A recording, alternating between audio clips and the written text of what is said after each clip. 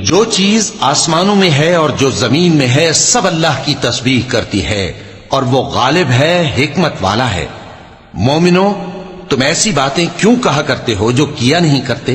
اللہ اس بات سے سخت بیزار ہے کہ ایسی بات کہو جو کرو نہیں۔ جو لوگ اللہ کی راہ میں ایسے طور پر صف باندھ کر لڑتے ہیں کہ گویا سیسا پلائی ہوئی دیوار ہیں، وہ بے شک اللہ کے محبوب ہیں۔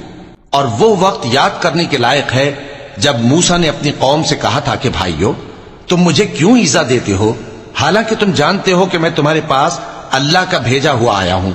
پھر جب ان لوگوں نے کجروی کی تو اللہ نے بھی ان کے دل ٹیڑھے کر دیے، اور اللہ نافرمانوں کو ہدایت نہیں دیتا۔ اور وہ وقت بھی یاد کرو جب مریم کے بیٹے عیسیٰ نے کہا کہ اے بنی اسرائیل، میں تمہارے پاس اللہ کا بھیجا ہوا آیا ہوں، جو کتاب مجھ سے پہلے آ چکی ہے یعنی تورات، اس کی تصدیق کرتا ہوں، اور ایک پیغمبر جو میرے بعد آئیں گے جن کا نام احمد صلی اللہ علیہ وآلہ وسلم ہوگا، ان کی بشارت سناتا ہوں۔ پھر جب وہ ان لوگوں کے پاس کھلی نشانیاں لے کر آئے تو کہنے لگے کہ یہ تو سراسر جادو ہے، اور اس سے زیادہ ظالم کون کہ بلایا تو جائے اسلام کی طرف اور وہ اللہ پر جھوٹ بہتان باندھے، اور اللہ ظالم لوگوں کو ہدایت نہیں دیا کرتا۔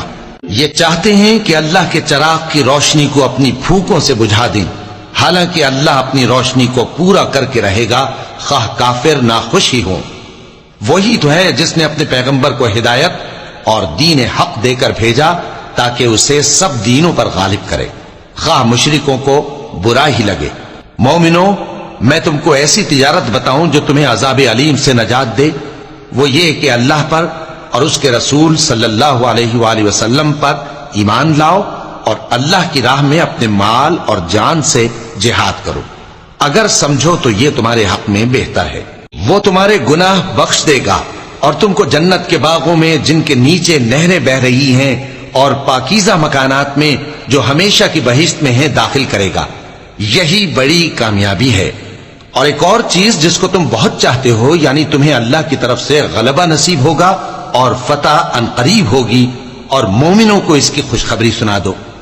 مومنوں، اللہ کے مددگار ہو جاؤ، جیسے عیسیٰ ابن مریم نے حواریوں سے کہا تھا کہ بھلا کون ہے جو اللہ کی طرف بلانے میں میرے مددگار ہوں؟